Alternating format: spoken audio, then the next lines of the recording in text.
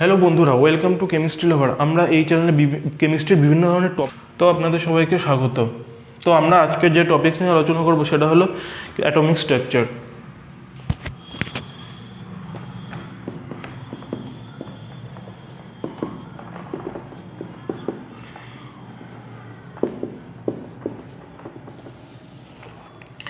Atomic structure আলোচনা করতে গেলে প্রথমে যে জিনিসটা করতে হয় সেটা হলো জে থমসনের মডেল আমরা অধ্যয়ন করব।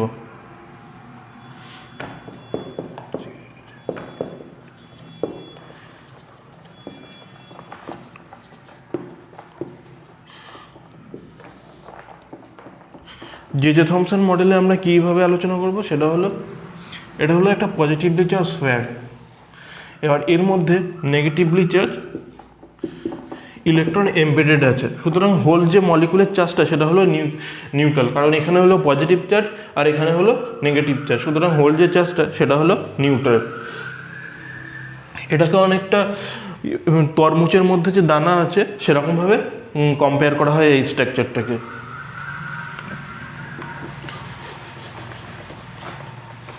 তারপরে আমরা যেটা বলবো সেটা হলো রাদারফোর্ড অ্যাটমিক মডেল।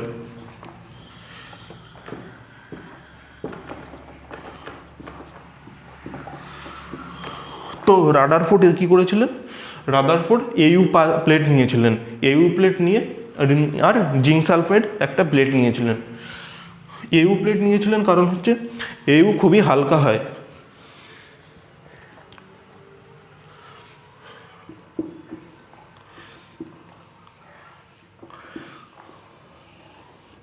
এটা হচ্ছে একটা এইউ প্লেট। এখানে ইলেকট্রন হবে দুটো আর এখানে ইলেকট্রন হবে 8টা।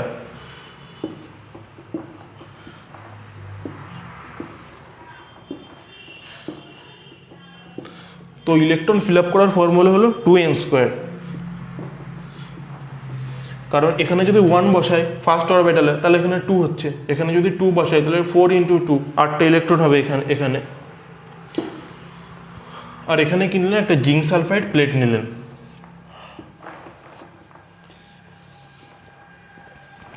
এর ফলে কি হলো? জিঙ্ক সালফাইড প্লেট নিলেন ZnS।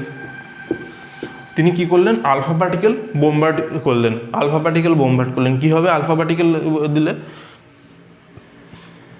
আলফারে মানে কি? হিলিয়াম থেকে 2টো ইলেকট্রন বার করলে কি হয়? আলফারে তৈরি হয়। তো আলফা পার্টিকেল বোমবার্ড করলেন, তাহলে কীভাবে বেশিরভাগ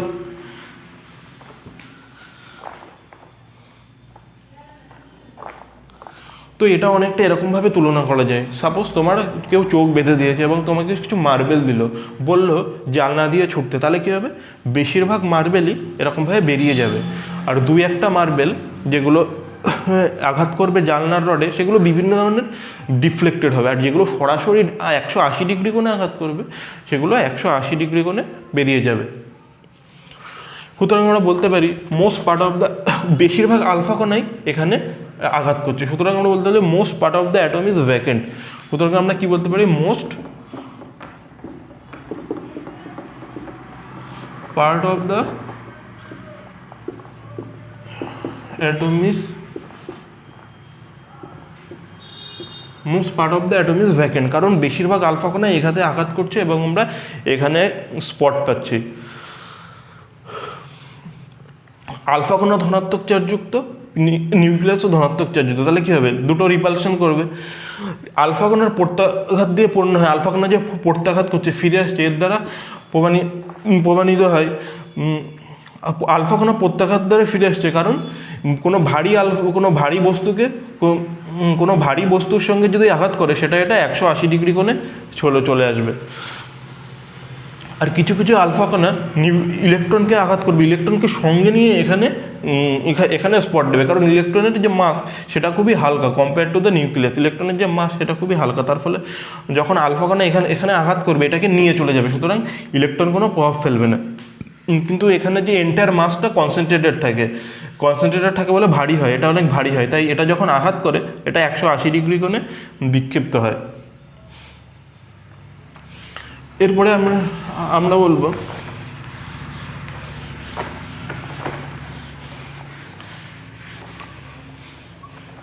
এরপর আমরা যেটা আলোচনা করব সেটা হলো রাদারফোর্ডের অ্যাটমিক মডেলের অ্যাটমিক মডেলের যে তাৎপর্য সেটা। তাহলে কী হবে, অ্যাকর্ডিং টু দ্য ইলেকট্রোডাইনামিক্স অনুসারে কী হয়, when a charge body revolve around the nucleus it continuously emits energy. When a charge body, suppose there is এটা হলো নিউক্লিয়াস, যখন ইলেকট্রন এখান থেকে রিভলভ করছে তখন কন্টিনিউয়াসলি এনার্জি ইমিট করছে। যখন ইলেকট্রন এরকমভাবে লিমিট করছে নিউক্লিয়াসের চারিদিকে, তখন এটা কন্টিনিউয়াসলি এর এনার্জি ইমিট করছে। এর ফলে কী হয়, এনার্জি ইমিট করার ফলে কী হয়, এর ভেলোসিটি ডিক্রিজ করে, কারণ ভেলোসিটির ফর্মুলা হচ্ছে half mv square, E is equal to half mv square. যদি এনার্জি ডিক্রিজ করে তাহলে ভিও ডিক্রিজ করবে, ভেলোসিটিও ডিক্রিজ করবে। ভেলোসিটি ডিক্রিজ করার ফলে কী হচ্ছে, রেডিয়াসটাও ছোটো হয়ে যাচ্ছে। তার ফলে ইলেকট্রন যখন রিভলভ করে এখানে রেডিয়াস ছোটো হচ্ছে, মানে কি ক্রমশ নিউক্লিয়াসের কাছে চলে আসছে। তার ফলে কী হলো, পরমাণুর গঠন কখনো স্থায়ী হওয়া সম্ভব না, কিন্তু বাস্তবে এটা স্থায়ী। এটা হলো রাদারফোর্ডের লিমিটেশন। আর একটা কারণ হলো, এখানে যদি কন্টিনিউয়াসলি এনার্জি ইমিট করে,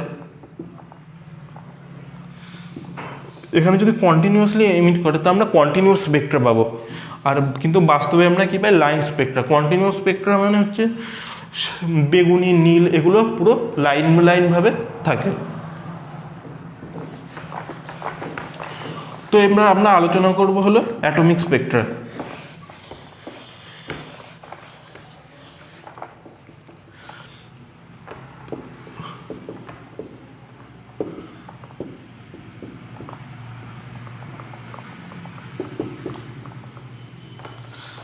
অ্যাটমিক স্পেকট্রায় কী হবে, অ্যাটমিক স্পেকট্রায় হবে হচ্ছে কোনো ধরো শ্বেততপ্ত কঠিন বস্তু দিয়ে যে নির্গত আলো হয়, কোনো বস্তুকে বিশাল হিট করা হলো, তার ফলে যে নির্গত আলো হচ্ছে, যে তাকে স্পেকট্রোস্কোপি সাহায্যে বিশ্লেষণ করলে আমরা যে লাইন পাই সেগুলোকে বলে অ্যাটমিক স্পেকট্রা। ধরো শ্বেততপ্ত কঠিন বস্তু থেকে যে নির্গত আলো হয় সেটাকে প্রিজম দিয়ে বিশ্লেষণ করলে আমরা বেগুনি, নীল, ভিবজিওর কালারটা পাই, একে বলা হয় কন্টিনিউয়াস স্পেকট্রা। সুতরাং কন্টিনিউয়াস স্পেকট্রা কাকে বলে, যখন শ্বেততপ্ত কঠিন বস্তুর মধ্য দিয়ে নির্গত আলো প্রিজম দিয়ে বিশ্লেষণ করা হয় তখন তাকে বলা হয় কন্টিনিউয়াস স্পেকট্রা। মানে বেগুনি, নীল, লাল এগুলো পাশাপাশি স্পট পাওয়া যায়। অ্যাটমিক স্পেকট্রা কি হচ্ছে, কোনো গ্যাস বা বাষ্পকে তীব্রভাবে উত্তপ্ত করা হলো। ধরা যাক এখানে কিছু গ্যাস মলিকুল আছে,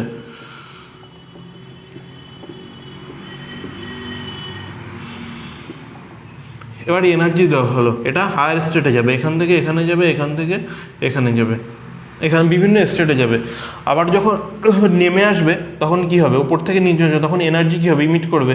ওপর থেকে নিচে আসলে কী হবে, এনার্জি ইমিট করবে। সেই এনার্জি ইমিট করাকে যদি আমরা স্পেকট্রার সাহায্যে বিশ্লেষণ করি তখন আমরা পাবো লাইন স্পেকট্রা। মানে কি পুরো ব্যাপারটা এখানে কালো থাকবে, আর মাঝে মাঝে এখানে একটা পার্টিকুলার ওয়েভলেন্থে স্পট পাওয়া যাবে, লাইন পাওয়া যাবে, সেগুলোকে বলা হয় লাইন স্পেকট্রা।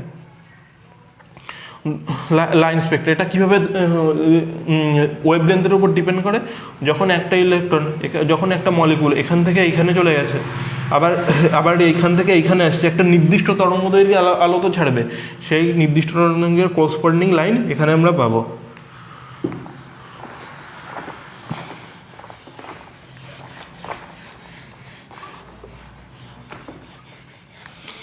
এবার অ্যাটমিক স্পেকট্রা কীভাবে আমরা ওয়েভলেন্থটা মাপবো সেটা আমরা বিশ্লেষণ করবো। কীভাবে আমরা ওয়েভলেন্থটা মাপবো, তো ওয়েভলেন্থের জায়গায় আমরা ওয়েভ নাম্বার হিসাবে মাপবো। Wave number is equal to r into 1 by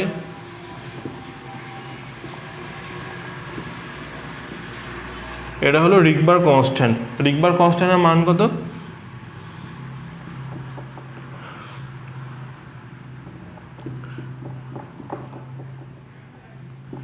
into 10⁻7, 1.097 into 10⁻7।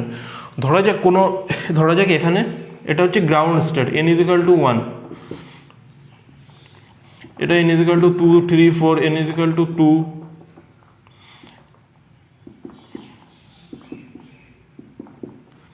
n is equal to 4, যখন n ইজিক্যাল টু 1-এ 2 থেকে ইলেকট্রন আসবে, 2 থেকে আসবে, 3 থেকে আসবে, 4 থেকে আসবে, তখন আমরা একটা নির্দিষ্ট তরঙ্গ দৈর্ঘ্যের আমরা আলো পাবো, একটা নির্দিষ্ট তরঙ্গ দৈর্ঘ্যের একটা স্পট পাবো, কারণ n ইজিক্যাল টু 2 থেকে, n ইজিক্যাল টু 1 থেকে 2-তে আসছে, 3 থেকে আসছে, একটা 4 একটা নির্দিষ্ট তরঙ্গ দৈর্ঘ্যে আলো পাবো। সুতরাং এখানে n ইজিক্যাল টু যখন 1 হবে,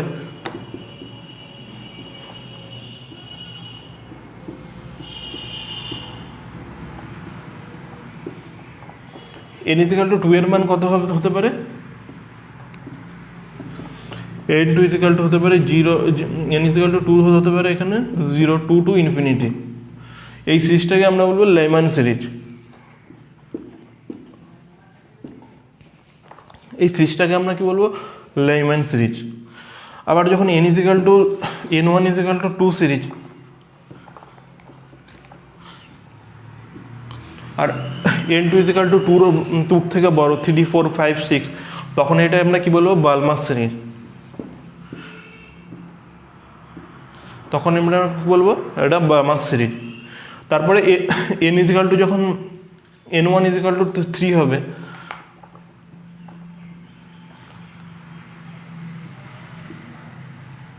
n2-র মান কত হবে, 3 থেকে বেশি, 3 থেকে বেশি মানে 4, 5, 6, 7, তখন এটাকে বলে প্যাশন সিরিজ। আর কী হবে, একমাত্র বামা সিরিজই কিসে আসে, ভিজিবল রেঞ্জে আসে। বামা সিরিজ কিসে আসে, ভিজিবল রেঞ্জে আসে, একমাত্র বামা সিরিজকে আমরা দেখতে পাবো। লাইমান সিরিজে কি হবে, লাইমান সিরিজে আমরা যেটা পাবো সেটা হলো ইউভি। প্যাশন সিরিজে আমরা যেটা পারবো সেটা হবে আইআর। প্যাশন ব্যাকেট সিরিজে আমরা পাবো হচ্ছে ব্যাকেট সিরিজে আমরা পাবো হচ্ছে আইআর ফার আইআর।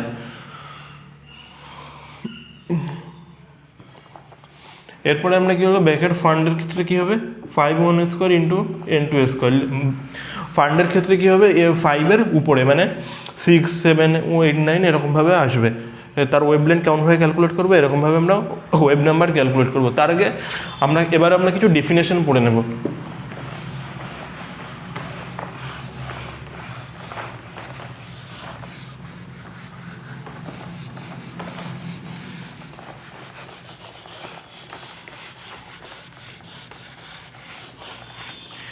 এবার আমরা কিছু ডেফিনেশন পড়ে নেব। ডেফিনেশন কীভাবে পড়ব, ওয়েভলেন্থ,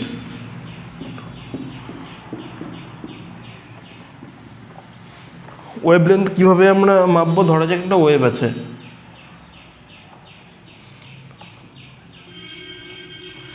এইটা যে দূরত্ব সেটাকে আমরা কি বলবো, ওয়েভলেন্থ। এই যে দূরত্ব এটাকে আমরা বলবো ওয়েভলেন্থ। তারপরে আমরা বলবো ফ্রিকোয়েন্সি।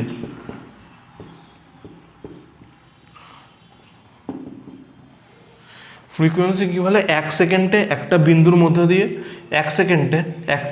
মধ্যে দিয়ে যতগুলো ওয়েভ যেতে পারে তাকে বলা হয় ফ্রিকোয়েন্সি। ফ্রিকোয়েন্সিকে মিউ হিসাবে প্রকাশ করবো। 1 সেকেন্ডে একটা বিন্দুর মধ্যে দিয়ে যতগুলো ওয়েভ যায় সেটাকে আমরা বলবো ফ্রিকোয়েন্সি। এর ফলে কী হবে, তো ওয়েভ ভেলোসিটি।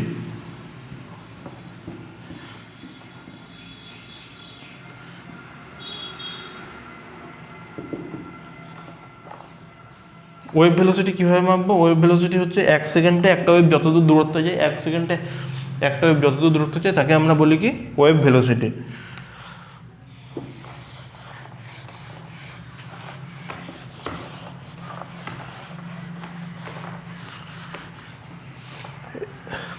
এবার আমরা কি বলবো, বোর অ্যাটমিক মডেল।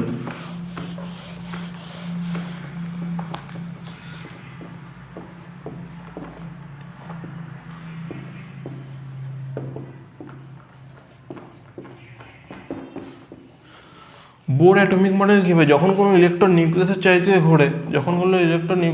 ঘোরে, এর যে কৌণিক ভরবেগ হয়, কৌণিক ভরবেগ, এটা যেহেতু রোটেশন করছে তার কৌণিক ভরবেগ হবে mvr,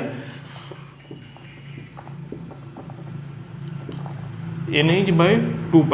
যখন ইলেকট্রন কোনো নিউক্লিয়াসের চারিদিকে ঘোরে তখন তার কৌণিক ভরবেগ হবে nh/2π।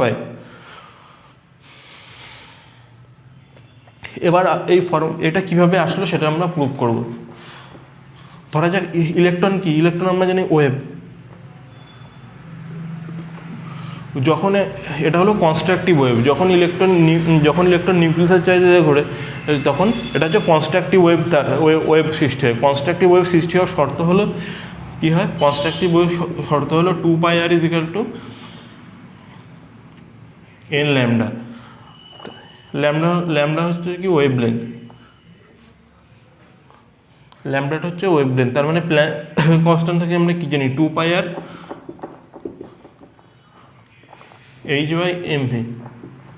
এইচটা হলো কি, এইচটা হলো প্ল্যাঙ্ক কনস্ট্যান্ট। এর মান কত হচ্ছে, এইচ এর মান হচ্ছে 6.627 × 10⁻³ জুল সেকেন্ড। তার ফলে এটা কি হচ্ছে, mv 2πr = nh/2π। তাহলে কি হবে, mvr কি হবে nh/2π। এটা হলো এর শর্ত। যখন একটা ইলেকট্রন নিউক্লিয়াসের চারিদিকে ঘোরে তখন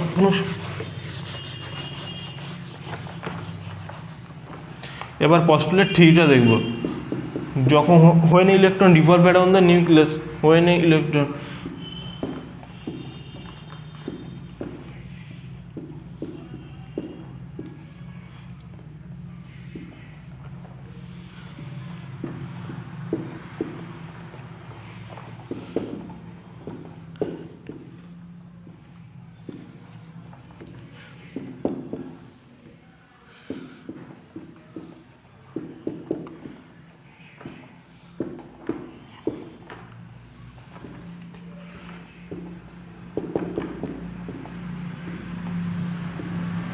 when electron revolve around the nucleus it does not absorb or emit energy। যখন ইলেকট্রন নিউক্লিয়াসের চারিদিকে ঘোরে তখন এটা অ্যাবজর্ব আর ইমিট কিছুই করে না এনার্জি।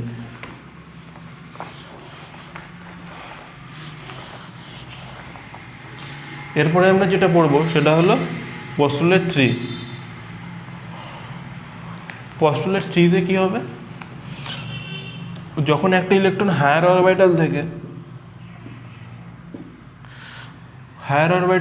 লোয়ার অরবিটালে আসে তখন কিছু পরিমাণ শক্তি তরঙ্গের আকারে বিকিরণ করে। যখন ইলেকট্রন হায়ার অরবিটাল থেকে লোয়ার অরবিটালে থাকে তখন কিছু পরিমাণ শক্তি তরঙ্গের আকারে বিকিরণ করে। যখন ইলেকট্রন লোয়ার অরবিটাল হায়ার অরবিটালে যায় তখন কিছু পরিমাণে এনার্জি অ্যাবজর্ব করে। ওপর থেকে নিচে আসলে গেলে কী হবে, এনার্জি ইমিট করবে, আর নিচে থেকে ওপরে গেলে কী হবে, এনার্জি অ্যাবজর্ব করবে। এরপরে আমরা যেটা পড়াবো সেটা হলো limitation of Bohr model.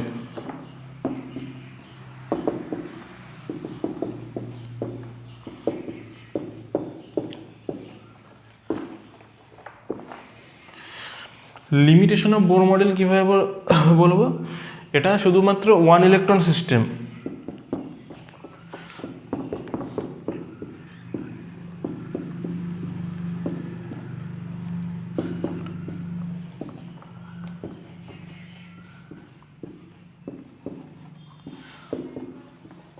It is applicable for one electron system. আমরা যে লাইন স্পেক্ট্রাগুলো পাচ্ছিলাম সেগুলো কি হয়, সেগুলো ইলেকট্রিক ফিল্ড আর ম্যাগনেটিক ফিল্ডে কী হয়, লাইন স্পেক্ট্রা আরোভাবে স্প্লিট হয়ে যাচ্ছে। সেগুলো আমরা বোর অ্যাটমিক মডেল থেকে আমরা বের করতে পারি না।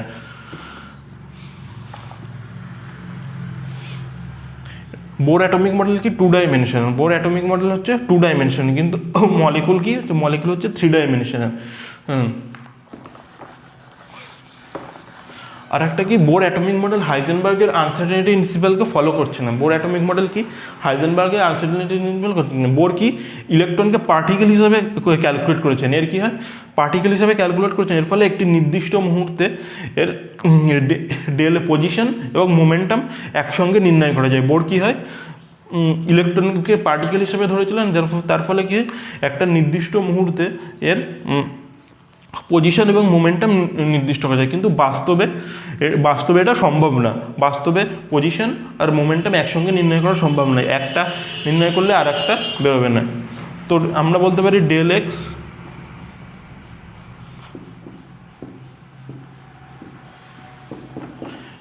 Plus del x into del p is equal to h/2 pi. এটা হলো হাইজেনবার্গের আনসার্টেনিটি প্রিন্সিপাল।